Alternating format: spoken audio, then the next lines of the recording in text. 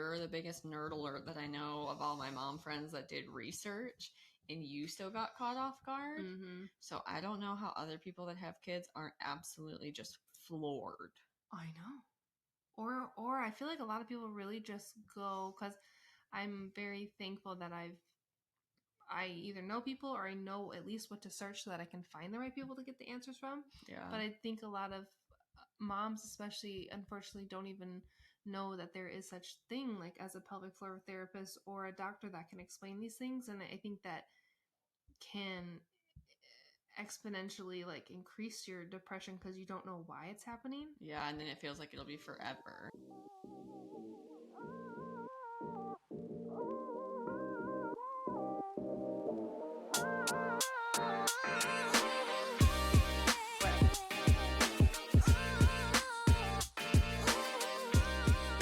And hello, Turkey Tots. Happy Tuesday. Welcome back to another Nonsexual Soulmates. As you can see, I have a different office set up, and I'm having difficulties figuring out what to do with my body. Yeah, your background looks a little interesting. It almost kind of looks like my background. It almost does. I have an itch on my nose.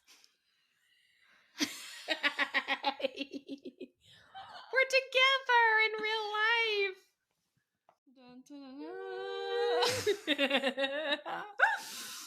For everybody that's only listening, sorry it wasn't as fun, but we thought we would try to do a tricky trick. And as Kayla said, I am here in Austin. Do I look at you or the camera? I think we know. could actually look at each other now. I don't have to stare into the camera, but secretly be looking at myself. I know, I'm almost gonna want to look at myself, but anyway, how's it going? Welcome to Austin. I know. So glad you're here. So we're doing live and in person, and we have some new audio, some new video, and I have the nervy pervies from doing something new. It was good. Change is good. I know. We're progressing. And now we just need to convince one or the other to move to the other person so we can do this all the time. I know. This podcast was created using Riverside's great studio software. Riverside allows us to record remotely with high-quality audio and video tracks. We use Buzzsprout.com as our podcast hosting platform.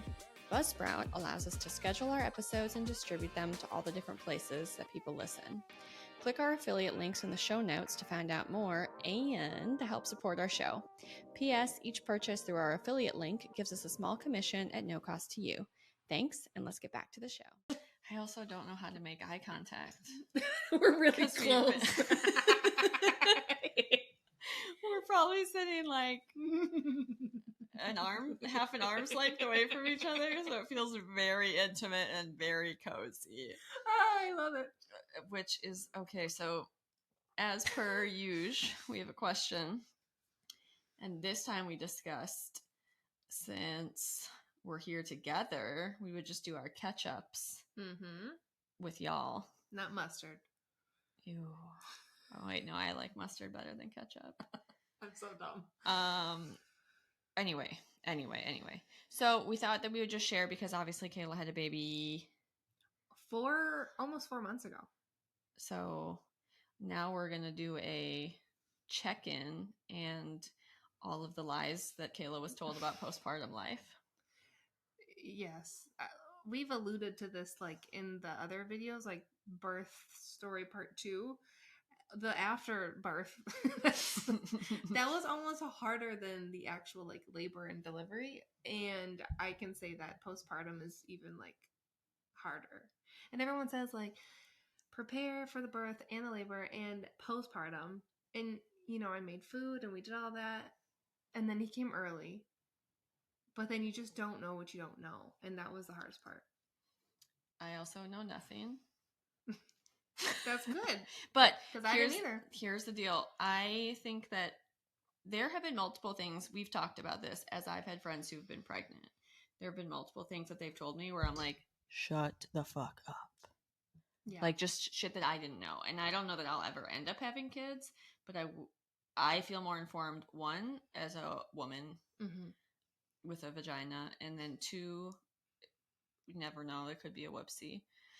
And then 3, how to like be supportive of my friends who've had kids. Because I also think for anyone listening out there that is not a mom and has friends that are moms, you probably have felt like when your friends, you probably feel like when your friends that have had kids, it's like, are they going to think I'm weird? Are we still going to be friends? What do I do? Like, do they want time by themselves? Do they want me to hang out with them? Like, I want to meet the baby. How do I hold the baby? What if it poops on me? I mean, I wasn't that bad because I babysat and had younger brothers, but I feel like it can be weird and not to know how, you don't necessarily know how to support people, or your friends might be acting different. And if you don't understand what's happening, and also partners of people that have had babies. Yeah. Yeah. I mean, I didn't know. And now looking back, I'm like, oh, shit, I could have done so many things differently when my really good friends had babies. And I'm just like, oh, crap, I kind of dropped the ball. But I think the most important thing, everyone handles it differently. So it's like, you just have to ask, like, what do you need? Like, what do you want? Do you want me to come over? Do you need some time still? Like, everyone's different. I think for me, the biggest thing that I was prepared for, everyone talks about postpartum depression and like, just like the hormonal changes, but I've never been the type of person that got like anxious or depressed, and haven't really felt like what that feels like. Like, I can have empathy, but I've never experienced it like firsthand. But when your hormones like go like this, up and down and all over, and it's just the weirdest thing, and then you have this human being that it's yours, and it's so tiny and fragile, and you have to figure everything out. It's just so overwhelming. I was like, oh, is this what depression feels like? Because like I just never had that. Like, I don't know, my brain is wired decently, I guess, and it like hasn't really affected me in like everyday today life, like, until now. And now I'm like, I feel like I'm over the hump and I'm good. But just all the hormones, I didn't realize. We've talked about periods, like in our cycle, hormones are changing cyclically. In a cycle? Cyclically? Okay. With a baby and being pregnant, your hormones, I've been all over the place for 10, almost 12 months now, if you include postpartum.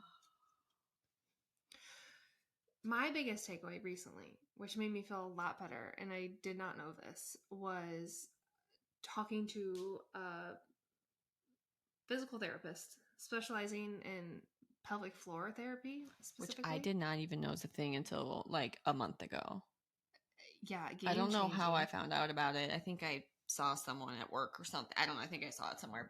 And then you talked about it, and then I still didn't really know what they did until you brought it up. Yeah. And I can get into the actual like pelvic floor therapy part of it all. But she was saying when you hit about 12 weeks postpartum, you have a drop in your estrogen. And I had also stopped breastfeeding around 11 weeks. And when you stop breastfeeding, you also have a huge dip in estrogen. So she was like, you just tanked your estrogen like completely. You went from like way up here to like down under the sea. So, I mean, it makes sense that I was feeling so different, and just like your body is changing, and when you don't have estrogen, things are different, and like mentally and physically.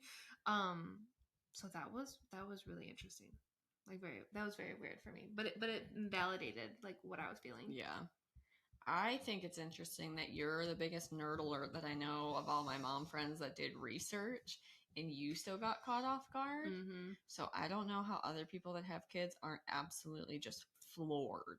I know. Or I feel like a lot of people really just go, because I'm very thankful that I either know people, or I know at least what to search so that I can find the right people to get the answers from. Yeah. But I think a lot of moms, especially, unfortunately, don't even know that there is such thing like as a pelvic floor therapist or a doctor that can explain these things. And I think that can exponentially like increase your depression because you don't know why it's happening. Yeah, and then it feels like it'll be forever. And so for me, she was like, hey, it's kind of gonna suck, but like give yourself like 4 to 6 weeks and you should kind of level out with your estrogen and your hormones and blah, blah, blah. So it kind of gave me a light at the end of the tunnel. So how long, we talked about this in the birth episode if y'all listened, but how you had a doula and a midwife team. Mm-hmm. How long does the doula stay engaged with you? We had like a follow-up like meetup just to kind of talk and go through everything. Actually, we did 2 things. We had 2 follow-up appointments. One was included, and one I just reached out to her. I was like, hey, you want to grab coffee? Because I want to chat with her. But a lot of doulas will offer like postpartum care where they can either do like overnights or they can run errands for you or they can just come and be like emotional support. It's like you can add on as a service. Luckily, we had a lot of family that was able to come down and help. So I didn't feel like we needed her support in that way, but it would have been nice. We could have probably added it. Yeah. Just for the like emotional side of things. Yeah. But we were also trying to figure it out. So we're kind of like, in our little family bubble too. So yeah, it wasn't bad. I get that. I feel like it highlights why people need community and why they need like honest community, because it's also not helpful to go somewhere, for lack of another example, like to show up to church on Sunday and then just have everybody be like, howdy doody, it's great, boo boo boo, like, and not be honest about and I'm sure that there are, like mom groups and churches and things that will be straightforward, but it would not be helpful to have the fake kind of community where everyone is, or like the Southern sweet, like, oh, that's lovely. Isn't it a gift? Isn't that just so nice? Everything's great. I never had a bad day in my life. I know we both live in the South, but I don't think I've ever heard someone talk like that in real life. That's how people talk in my head when they're saying something condescending and rude. Oh, bless your heart. Are you having a hard time? Bless your heart, sweetheart. Wait, what? Bless your heart, sweetheart. Well, the funny thing is when you said that, I feel like also like mom groups, I haven't like dove into that yet, and I feel like I should and will hopefully like it one day, but I also feel like those can be really judgy, and I feel like it can be a very safe space or it could be more of a comparison game and not healthy. So I feel like you gotta like pick and choose those.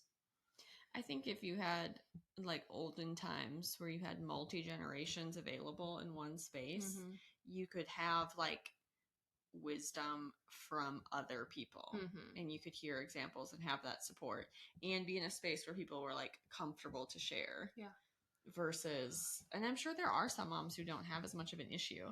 Yeah. But like, luckily I've had some friends who have told me like it was rough. And a lot of them have said like the first one was the hardest. Going from 0 to 1 was harder than 1 to 2. Because there was a huge role change in your marriage, in yourself, in your body. Like, all this stuff changed all at once. Versus when you have your second, at least for my couple friends that I've talked to, they said, like, we'd already figured out the parent thing. We were just doing we were just adding something in. Yeah. But it wasn't, like, an entire shift of everything we've ever, like, I've had one good friend say it was just so hard for her because her freedom was gone and she couldn't just like up and plop around. Yep. But she was already used to that by the time they had their second. So she was like, nah, I just have to figure out how to fold in another one. Yeah. Which I thought made sense, but also no one had ever said to me. Well, I mean, you're just kind of explaining this now, and I'm like, oh, this is good. I'm excited for the next one because it really was, and especially because we had just gotten married last year, like literally this month last year. Yeah. So we got pregnant very, very quickly, and we've been trying to figure out our role as husband and wife on top of then me being pregnant and then now being new parents. I mean, it's a lot to do within a 12-month period. Yeah. So, I mean, I think there's always like time to navigate that. And luckily, I've had the best husband in the world and he's very like patient and we figured things out. But it was definitely like, oh, yeah, this is a lot of work. Like everyone's like adulting and marriage is a lot of work. And I'm like, it's fine. And you're like, oh, yeah, I can see it now. Yeah. I can see it now. I know. But I feel like my marriage isn't that worky. But Right. I mean, it's like, well, we're also in the flow of living together and we've done all of that. Like, you guys probably would have a different experience if it wasn't like all these things are happening all at once. And you guys moved and your job shifted. You like decided to just check the box and just change everything you were doing. Yep. I think we had like there's like a study that says what the biggest, most stressful things in your life are, and I think we hit like 4 out of the 5 of them. The only thing that we didn't hit, knock on wood, thank God, is like a death, and you know what I'm saying. Like those are like the top most stressful things, like job change, move, get married, have a kid. Wow, that's a lot. So, but I mean, it's kind of been. I mean, it's been fun now that I feel like I'm on the other side of it, and I feel like there was a fog that I've kind of like I've been lifted out of, and I feel like my hormones are balancing out slightly, but it's definitely been I forgot how, I don't want to say bad, but hard and confusing it was immediately postpartum. Like the first like 6 weeks were just like, oh my God, survival mode. And then like 8 to 10, I was like, okay. We're going to be okay. And then 10 weeks to 12 weeks, I was like, all right, I'm feeling better. And now I'm kind of just like, but then you had to go to work. And then I had to go to work, and that was another like emotional, like, I can't do this. I don't want to, leave my baby. And now that I'm back to work, I'm feeling better. That's good. Yeah. Okay, wait. Guys, listen to this. Tell them about your organs. Oh. Sorry. So, okay, obviously, I don't know if anyone's ever seen those graphics. I see a lot on Instagram, and that the algorithm knew immediately when I was pregnant, and then immediately when postpartum. Because you bought those pregnancy tests. Yeah. Gosh, that's weird. Okay, so when you bought like the postpartum like diaper things. Yeah, I mean they just track everything. Amazon tells you everything you Damn, do. Okay. Cookies. Okay. So yeah, obviously your uterus is expanding. I think I wish I would have looked up how many times it expands. Oh, like 7 times, but I think it's more than that. Anyway, obviously you grow a freaking human, so it gets really big. But there's organs where the baby ends up being, so everything gets smushed up, and that's why a lot of pregnant people at the end have hard time breathing, because your lungs are less they have less capacity to inflate. Thank you. And doesn't your diaphragm can get like crinkled up in there. And your brain changes, which is why I can't find words anymore. No, but yeah, everything's basically smushed up, and a lot of it's still on the outer or exterior part, and some of it's in the middle. But anyway, basically, what my PT just did, it's a pelvic floor therapist, which for those of you who don't know, the pelvic floor is the internal, like they call it like a hammock of your internals down there. Like it kind of holds your bladder and it just holds everything where it needs to be. And it should be a balance of elastic, it has some elasticity to it, but it's also strong. You know what I'm saying? So very interesting. So she was doing some work on my outer like ab area, and I was floored on how sore it was. I'm like, well, I obviously haven't been doing abs, so what I was like, why am I so sore? This really, really hurts. Because she was basically massaging my stomach. I was like, why does it hurt so bad? And she said, well, I'm helping your organs kind of like unstick and kind of like help them move back to where they were, because just like I told you, I was like, it takes 9 months to grow your body that big. It takes about 9 months for everything to kind of come back minimum. It's so crazy. Your freaking organs, they don't just like bloop, suck back up to where they were. They like slowly move. And her analogy was like, if you sit on your leg like for a long time on your desk, like it feels fine in the moment, you're great, and then like hours go by, and then you stand up and your knees like, and you like have to slowly stretch it out, and you're like, oh my God, kind of, so that's basically what your organs are doing. So she was like trying to like help them kind of unrelease that tension so they can kind of go back a little quicker. Isn't that crazy? It's so weird to me that I thought that you just have a hole where the baby is, and then it just hole goes away. And I also never consider the fact that like I think with that, you just imagine that the baby just grows out of you. Yep. And everything just stays where it is behind that, which is obviously not real because the baby also doesn't just like show up and stick out one day. Oh, sorry, that was loud probably. No, it's true. Yeah, and also I didn't really know until I started really doing research that we talked about it, like the placenta, once it comes out, it's like you have a wound, like a gaping whole wound where it was attached, and now when it's come out, it's like that's what's got to shrink back up and heal, and that's why I took it so easy the first 40 days. It's so wild. I'm learning so much.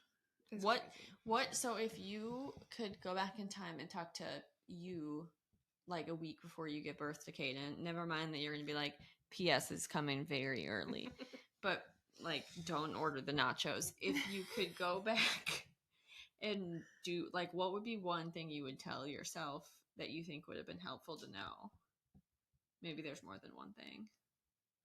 If I had to choose one thing, I would say, gosh, that's a great question. I would probably just tell myself that even though it may not go like you want it to go, it will get better. Yeah. Because there were so many things that I was expecting. And I think it's funny because I think it's ironic because I am such a control freak sometimes. And I did so much research and I planned so much for the actual birth part. And then God was like, he's coming early. You're doing something completely different than what you planned. And I think that was kind of postpartum too. Like I really had to let go and realize as much as my like brain knowledge is aware of and what it's supposed to be like, every baby's different. Every, breastfeeding journey is different. Every sleep, every like emotional side of things is different. So it was just one of those things where I'm like, you're just going to have to ride the wave and like, it'll be okay. Yeah. That's what I would say to myself. And that won't be that way forever. Mm-hmm. Yeah. That was the worst thing for me when I was struggling with not postpartum, but just with like some depression and anxiety symptoms. Is I was like, is this my life? Mm-hmm. I just forever feel like this. Forever. I don't know. That's like, yeah, forever. I don't know. That dread that like made it worse. Yeah, like more panicky. Yeah, I've never felt that way until postpartum, and I felt like I was drowning, and there was like no way for me to like come up for air. Yeah. But then, like, getting out of that, like, 6-week fog and then talking to my PT, my pelvic floor therapist, and knowing that a lot of this was, at this point, hormonal, and that, hey, give it, like, 4 to 6 more weeks, you're going to start balancing out, you'll be good. Yeah. That was super helpful. Did she give you a mark of, like, okay, if you still are feeling like this at this point, we need to talk about like postpartum depression and like treating that specifically? Yep. I love how they're not just like physically looking at the pelvic floor and like your physicality. She's asking me like, how are you doing mentally? What's going on there? Because if we don't see the progress, physically, obviously there's things that you can do, but mentally, that's when we want to have a different conversation. She mentioned that. I thought that was really nice. Yeah. Yeah. Because you also don't want someone holding on and being like, it's going to change. It's going to get better. Right. And then doing that for like 12 months when they didn't need to be. Exactly. Oh, and I totally cried in her office the first time. And I felt like an idiot. And she's like, almost every person, at least the first, like every person cries in my office. I'm like, okay, well that makes me feel better.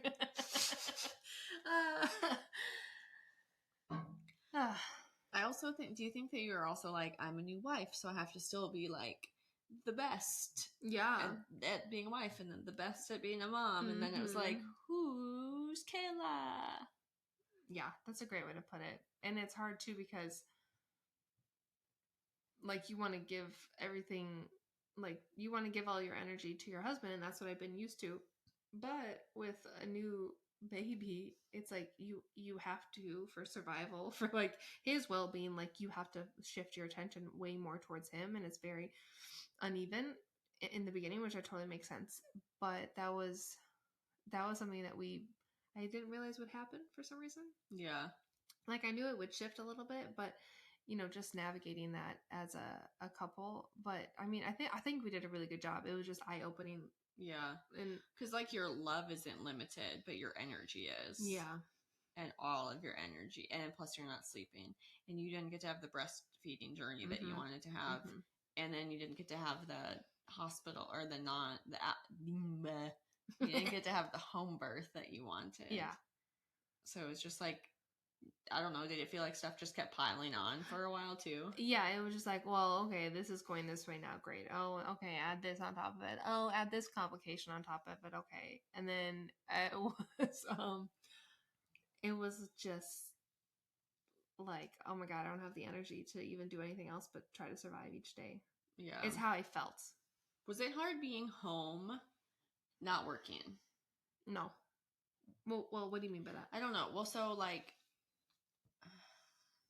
you're also an introvert, so this is probably a slightly different conversation, but I feel like you and I both work and you're proud of your job, and our culture is very much like career centric, and your job is like you only make money when you're working, right? So it's not like you are continuing to get a paycheck. Like, at any point, was that a struggle, or was that just like not an adjustment factor for you? I think a part of me deep down inside, because I am a control freak, I do like to like, I'm gonna do it and be successful and make money, like, that whole thing that I feel like I've been writing for a while since college. I'm like, I'm gonna do it, I'm gonna make it, blah blah blah. But honestly, like, once he came, I was like, screw this, I gotta be a stay-at-home mom. This is the only thing that's important to me. It's just him and it's nobody else, and I'm not going back to work ever. Like, that's how I felt for a very long time. I didn't think about work. I didn't care about work. I was like, I'm not going back to work. Of course, like, that changed like halfway through. But in the beginning, dude, it's like, this is what I was made for, which I am, and it's like so cool. But I feel like I'm glad that I found the balance of I can still go back to work and like have time to myself and like do. And after being home for 12 weeks, I was just barely starting to get a little antsy with like, I think I need to like get out and do some things besides, just this. And I don't mean just this, because I think stay-at-home moms. But if you were a stay-at-home mom, you would have started to branch out of your cocoon of being at home. Yes. So it wasn't even like, it's not to say you have to go back to work. Correct. But you would have started like re-entering society. Something. Yeah. Outside, or like joining a mom group, or like. Even as an introvert, I needed, like, I knew I was starting to feel like I needed something. Yeah. Which is good. I think that's healthy. Yeah. Like your identity again. Yeah, because in the beginning, I was thinking maybe I will try the stay-at-home mom thing if we could make it work. And then at that like 10, 11 weeks, I was thinking, I don't actually know if I can do this, because this is almost harder than being at work, because it's so much. Yeah. It's so much. So like, props to all of the stay-at-home moms out there, because I feel like that's even harder. I feel like it would be harder for me. Yeah. I understand. Like, okay, I don't think I ever judged when it was like mommy walks in my neighborhood. Mm-hmm. I just was like, I think a part of me was like, it must be nice to stay home. Like, not that I never knew that kids weren't hard work, because I've nannied and had younger siblings and all of those things. But I do think part of me was like, I'm on my drive into work and I see moms like walking in the neighborhood in their yoga pants, and I'm like, God damn it, I don't want to have to go to work and tell them what to do. Exactly. Take a walk. Exactly. But now when I'm on my way into work, I'm almost like, oh, that looks rough. Yeah. Or I'm like, good for you guys. I'm so glad you have friends. Go for a walk. I'm proud of you. Like, I don't know. I even look at that differently. Just being more up and close and personal. And also because I feel like our moms, no offense, didn't talk about any of that stuff. No. And I don't know, like, if it was just more survival mode and maybe also like that much time away. I mean, my mom never lied about stuff being hard and overwhelming, but maybe when you're that far from it, and also I don't know that they needed to talk to me about it, but I don't think their generation was really like, I'm struggling emotionally and I think I need to work on X, Y, and Z. Like, yeah. And I think they just did it and they didn't worry about it, and they just like did everything for everybody and then completely neglected themselves. Yeah. I feel like that was very much their generation. Yeah, I can see that. Because I feel like way back in the day, or even some cultures now, they do have that more of like community village style stuff, which I think is great. And then I don't know where it started shifting, but I feel like now our generation and the generation younger than us or newer than us, whatever, I feel like people talk about more stuff and are more open. But I think like our parents' generation, and if like there was a stint of time where it was like, well, this is how it is. You suck it up. You pull your pants up. You roll up your sleeves and don't complain. You whatever. Yeah. And maybe this is me completely guessing, but I'm wondering if the generation above our I'm wondering if the generation above our parents lived a little bit more like multi-generational. Like you had grandparents and great grandparents, and you had kids being born younger, so they were more like, I wonder if they had more support. And it seems like our parents' generation, like the boomers, like boomers a little minus, went out on their own and moved away from families and became more like little islands, and they didn't have as much of like immediate family close by, so they like didn't have those support systems. And then these are things you don't talk about in, I can see that, like groups. So like they just got stuck. And now we have the internet and podcasts. I think that helps. I really do. Because I also think this is a big thing in cultures that have more like, again, more multi-generational like living patterns, or they value that more. Like the older, like the grandparent generation helps more with the children, which is also better for the grandparents because they feel like they have a purpose. Yes. And then they're mentoring the upcoming people, so like they get to pass on wisdom, and then they get given back like purpose and love and like all of those kinds of things. Yeah. And there's more of a give and take.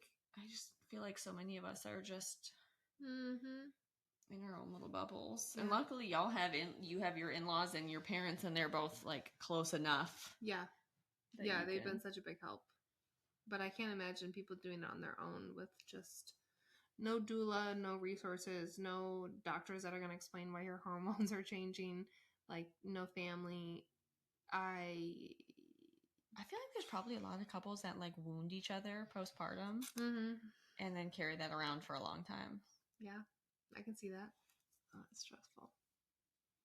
Because if you don't know and you're a guy, and like hopefully men of the world, hopefully like podcasts are helping them even hear about some of this stuff. Yeah. Like I think there was a meme where it was like, guys having emotions and talking is now called a podcast. I love that though. That's funny. But I don't think they talk about either how hard it is to like, you have no idea, you don't have that body, like you don't know what's going on, so how do you support this person? How do you not take it personally?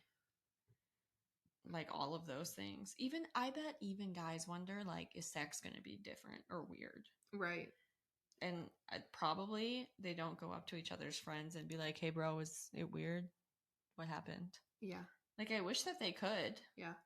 Well, and it's interesting too because like as a female, you're just trying to figure out yourself again mentally and physically and emotionally, and like trying to look at it from their perspective. Men are probably, I mean, it's like that, but even more removed because they're not actually you. It's like you're trying to figure something out as a mom or a female or just someone who went through something, and then the men are like, there's just so much new. I don't know. There's just a lot to like learn and talk about and understand, so people don't take things personally. I know. Ugh. I wonder if there's two women. Like, I wonder if I was with a woman and she carried the baby, I wonder if it would be a little bit easier for me to relate, because I at least like, okay, I know what hormone cycling feels like, or I know what it feels like when my estrogen dips. Like, I wonder if that's a little bit easier to relate to, although I imagine that they still have their own issues. Yeah. Because you still have a person breastfeeding, and like the roles are just uneven physically. Yeah.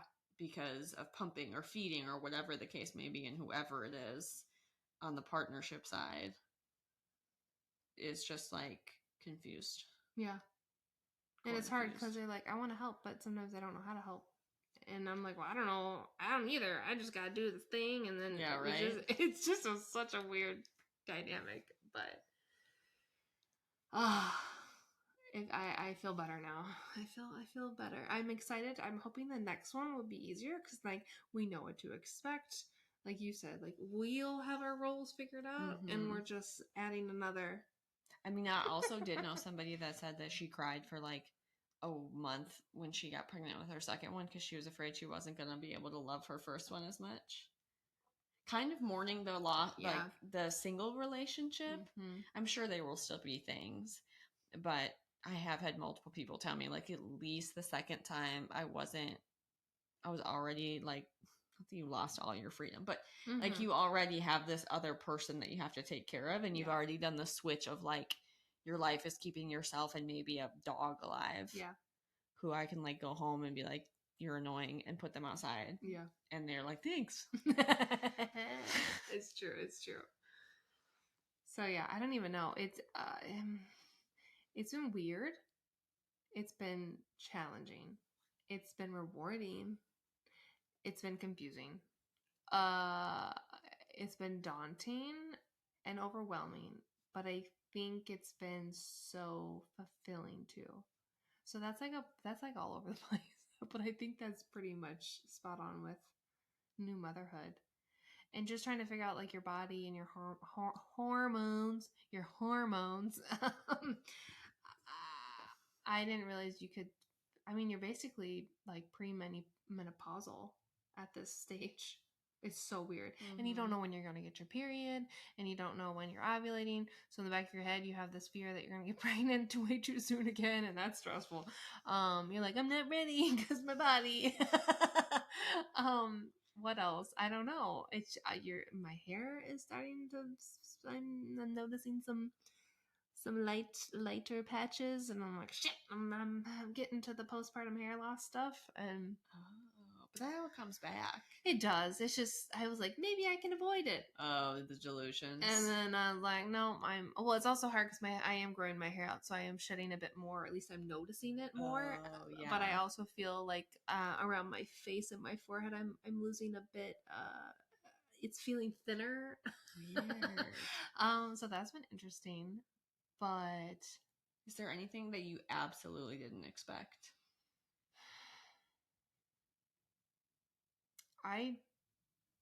Well, going back to I didn't think the breastfeeding was going to be so hard.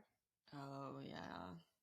Like, 1000% did not think it was going to be difficult. I knew it was going to be challenging, but I didn't think it was going to almost break me.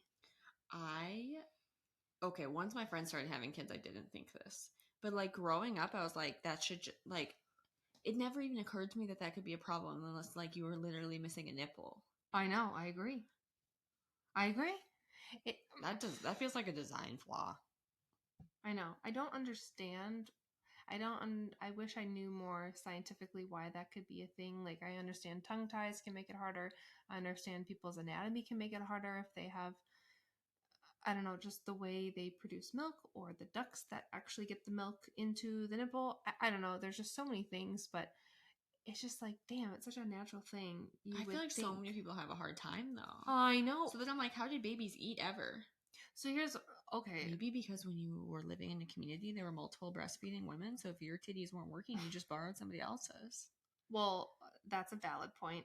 I don't know if I would be okay with that, to be honest, because I'm like, not in modern day society. Well, but if it was between that or your baby not eating, I think you'd be fine. Because there was no such thing as formula. Yeah, like wet maids, wet nurses. That's what they're called. Oh, okay. A wet nurse. Oh, wow. It was like literally someone that was like good at producing milk, and they would just keep producing milk, and they would like feed multiple children.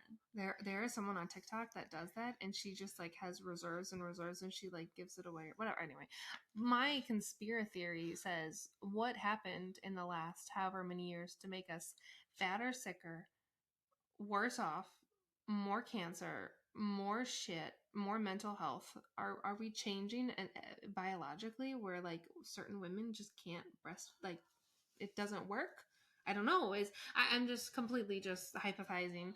Like genetically, are we like evolving differently? That's probably dumb. I wonder if I wonder if there's studies of like difficult. I don't know who would study that, but I wonder if there's more instances of issues in others, like some countries versus others. That's also valid.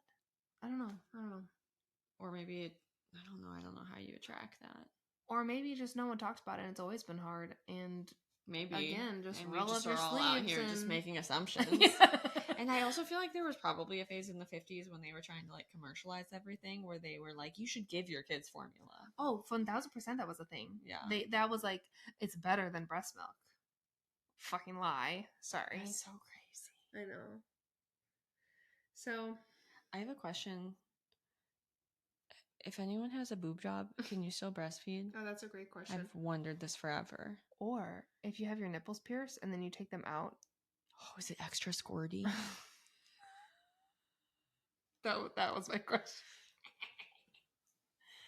I'm so interested. I'm so glad. It already like comes out more than one hole, right? It's not like a pee hole. No, it's multiple. I mean, it's okay. So I pumped quite a bit because unfortunately, oh god, such a pain in the ass. So pumped 90% of the time, 95% of the time, and you can see it because it's a clear thing, and it is coming from all different areas of the areola. It's not the whole thing. Does anything come out of your nipple? No, there's a lot. I'm sorry. I didn't mean to sound like it was coming out of the areola. It is the nipple part, but it's all over the nipple. Like it's like there's so many different holes, and then like sometimes it'll like literally like shoot out like a water gun. I was literally just imagining like water pouring out of. I think it's because probably your nipples change quite a bit when you have a kid. So I was like, but my whole life I thought it was like a pee hole. Same, but you also want to know something? There are glands and ducts that extend, and I've seen people get milk and ducts clogged in their armpits, and milk comes out of people's armpits. I swear to God, I just saw it today on Instagram. It happens to some people where something weird happens and it excretes right there. No. Did you ever have mastitis? Oh, a lot. Wait, no, I'm sorry. Let me be clear. I never got diagnosed with mastitis and had to get to the point where I was getting feverish and take like antibiotics. It was always, I was like probably so borderline. I was getting so many clogged ducts where it was so sore I couldn't even. Like your shirt was annoying. The shirt, even just like a quick little shirt adjustment, be like, take my breath away. Like it was so bad. And oh my god. And then you have to like self-massage to get it out. And it was just like, oh Lord, it was a nightmare. Did you ever try to use like a Theragun? Oh my god, that sounds awful. No, I didn't.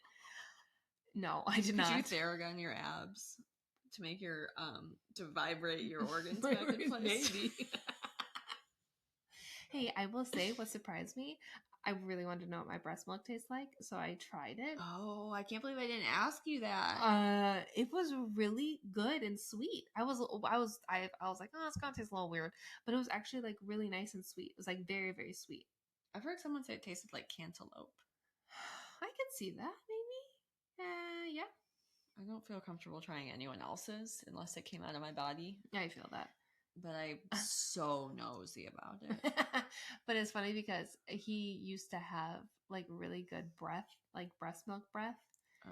And he still has really cute baby breath, but his burps are now formula burps. And if he burps in my face, I'm like, oh my God. Formula is such a weird smell.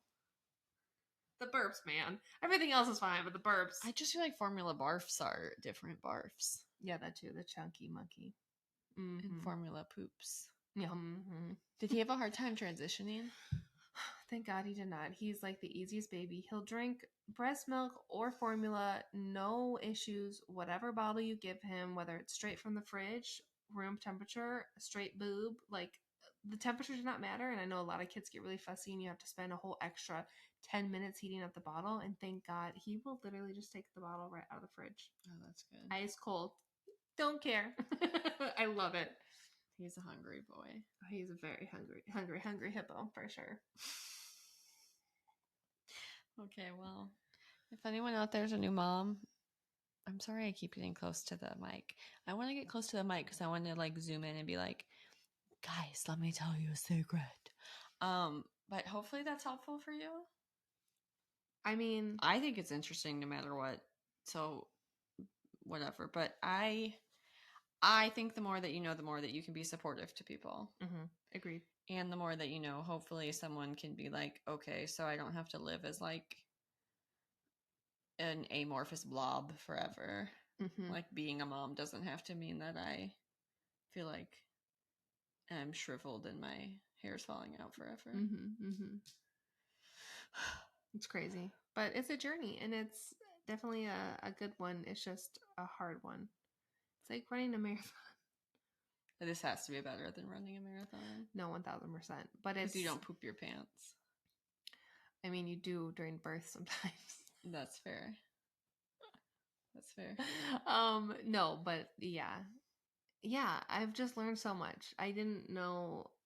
You just don't know what you don't know, and I didn't know so much because I've been doing so much research. For sure. So, but I feel better equipped for next time, and now I'm like, probably everything will be different. It won't be though. I mean, no, but I've heard like it will be different, but it's not gonna. I really do think it makes sense for the people that have told me that it wasn't quite as jarring. Yeah. Now, if you have twins and like something crazy happens, knock on wood. Yeah, we'll see. But I at this point in my life, I'm feeling good. I feel like I'm over the big hump, and we're in a good routine. Like, there's always going to be stages where things get hard or weird because he's changing all the time. Yeah, it's going to be like the teething phase is next, the crawling phase is next, the oh my god, the food phase is next. Like, there's just going to always be something. But at least I'm in a mentally stable place where I feel like I can take that head on a little bit better. So, and you hadn't had like baby exposure at all. Not at all. I don't like other people's babies typically. Like, I like my. Do you like other people's babies a little more now? Like strangers' babies, obviously. Like your friends that have kids, they're not like. Yeah, no, that's completely different. Because I love my family and friends that have babies. I would say, on a scale of 1 to 10, do I feel like I can interact with them a little bit better? Yes, maybe like I went from like a 2 to a 6. But with babies. Well, has it changed with like toddlers? Any strangers offspring. Any stranger's offspring, no matter what the age, I have gone from a comfortability level of a 2 to probably a 6, and I don't know if I'll ever go past the 6 with strangers, I feel like children. Fine. I don't. Do you see like babies in the street and you're like, oh my god, they're so cute? No. That's not bad. Okay. I think my baby's the cutest. Oh, that's also, you're like, oh, mine's so much better. I don't have anything else to compare anything to other than having a dog, so it's not that I think it's the same, but it's just me trying to find a shred of a connection piece. But I did notice that Jason did not care about dogs, and then we got a puppy, and then it was like suddenly we're out in public and he was like, how old's your dog? Oh, I remember when mine was that age. Is he doing this yet? Like all of those. That's cute. Which I also, those conversations will probably happen as your kid starts to like walk and interact with others. I feel bad. I feel more comfortable having a conversation about children. Yeah. I have I don't know. I still don't know how to interact with other people's children because they're not my children. I feel like it's like we said before, it's the parents. It's the unknown of the parents that are so uncomfortable. Because I always like, I do the same thing with kids that I do with dogs. Like I ignore the adult. Yeah. Yeah. So like in the airport today, I saw like a little boy and I was like, hey buddy, and like completely ignored the fact that he had parents. I love it. Yeah. And I feel like half the time they're creeped out and half the time they're okay with it. I don't know. It's so weird. If I was a man, I feel bad for men that like kids healthily. Yeah, I know, because you're just immediate like, no, you're sketchy. Somehow, some way you're a sketchball. Yeah, it's sad. Sorry, men. I know, it's like they have to have their kid with them to be okay with kids. And even then, it's like, probably not. Well, when we were looking for a nanny, I mean, there was men on the site. Immediate, no. Sorry, I'm sorry. I know, I hate that, but I feel the same way. Yeah. But, So yeah, I mean, other people's children that I don't know personally, I don't know. I don't know if I'll ever change. I can't wait till Caden's in school and then I know. like he has friends over and I can be like, Kayla. It'll be different when my children have friends. No, it won't. You're gonna hate those motherfuckers. You think so? But like if he had a friend like you're my friend, like my mom loves you like a daughter. I know, but later. Oh yeah, that's true. I don't know. We're gonna see how it goes. Also, we're so pleasant. Yeah. I don't know. I'm just imagining a bunch of like 8-year-old boys running around your house. Tyler said what? I don't know. It's gonna be a whole thing. I can't wait. I don't know why I picked Tyler. I want to come over and then make them cookies. That'd be cute. Anyway, well, this was fun. I'm glad I got to like digest. Like, I think we've come full circle now. Like, birth prep, birth, labor, recovery. I think we'll still do another like Postpartum. 6 months check-in. Yeah, we can do that. Or maybe like 9 months. I'm sure things will change at that point, Sure and I may feel differently. And then like 1 year. Mm-hmm. Because I feel like some moms have like freakouts. Oh yeah, I can see that. But TBD. Well, it's so nice to do this in person. All right. Well, thank you, Turkey Tots, for listening. We hope that you enjoyed. If you were just listening, I don't know that anything would have changed for you, but maybe you can feel the vibes. And for people watching, thank you. I have airport hair. You're welcome. And we love you. And we'll see you next week for, I don't know, I think a little more pizzazz. I like it. Get some sassiness on. I don't even have to say love you bye because I'm not going anywhere. Oh my god! But I feel like we have to because like it's the podcast thing. Okay. To the people out there, okay, love you bye. Love you bye. Burr, burr, burr, burr, burr. Boom, boom.